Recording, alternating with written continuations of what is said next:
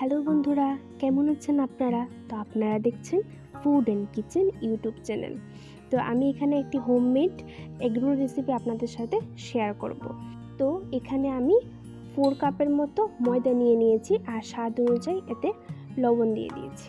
তো লবণটা দিয়ে ভালোভাবে মিশিয়ে আমি এখানে 2 টেবিল স্পুনের মতো তেল দিয়ে দেব।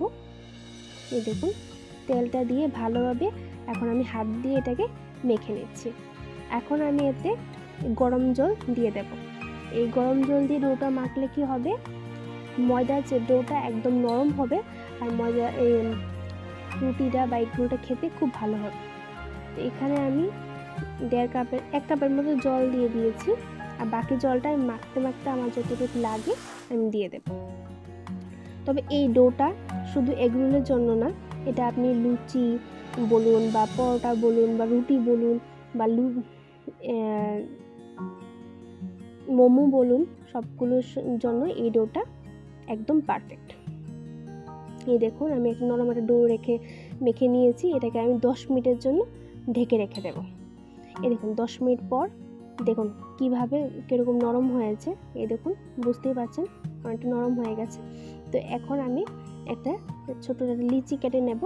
কেটে নিয়ে এটাকে আমি সুন্দরভাবে গোল গোল করে আমি আমার এগরোলের যে রুটিটা আমি তৈরি করে নেব।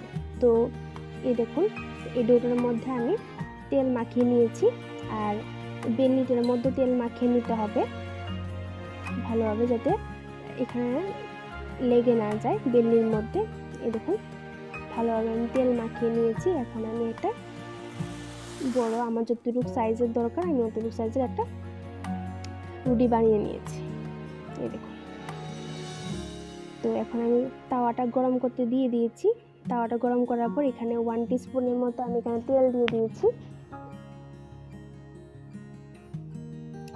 দেখুন, তেলটা গরম হওয়ার পর আমি এখানে রুটিটাকে দিয়ে দেব।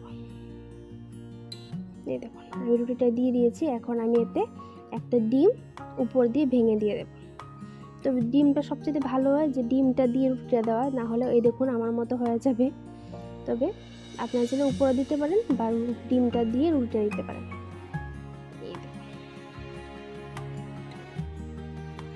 তো এখন আমি একটু ক্রাঞ্চিনেস করে বেছে নেব। অনেকে আছে যে সফট রুটি খেতে ভালোবাসে, এগরোল খেতে, বাট আমার কাছে একটু ক্রাঞ্চিনেস হলে ভালো লাগে। তার জন্য আমি একটু লাল লাল করে এগরোলের রুটিটাকে ভেজে নেব। এই দেখুন, আমার ভাজাটা হয়ে গেছে। এখন আমি নামিয়ে নিয়েছি। তো এখন আমি কি করব, একটু শসা আর একটা পেঁয়াজ আর 2টো কাঁচামরিচকে আমি একদম কুচি করে একদম কেটে নিয়েছি। তো আমার কাছে ফিলিংটা একটু বেশি দিলে ভালো লাগে। তো এখানে আমি স্বাদ অনুযায়ী একটু লবণ দিয়ে দিয়েছি। আর বাড়িতে গরম মশলা থাকে, তো আমি এখানে 1 পিঞ্চের মতো একটু গরম মশলা দিয়ে দিয়েছি। তো আপনারা চাইলে ভাজা জিরে গুঁড়ো দিতে পারেন, বাট আমার কাছে আজকে ছিল না, তার জন্য আমি দিতে পারিনি।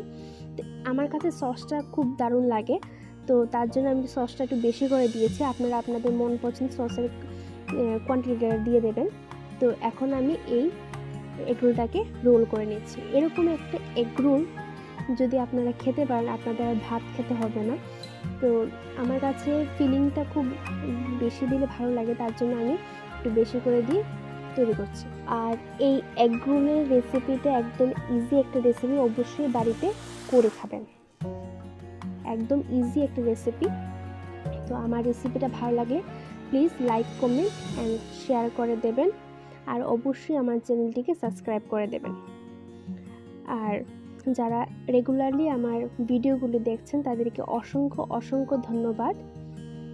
আর যারা নতুন ভিউয়ার্স তাদেরকে বলবো অবশ্যই আমার চ্যানেলটিকে সাবস্ক্রাইব করে দেবেন। আর আজকের জন্য টাটা, বাই বাই।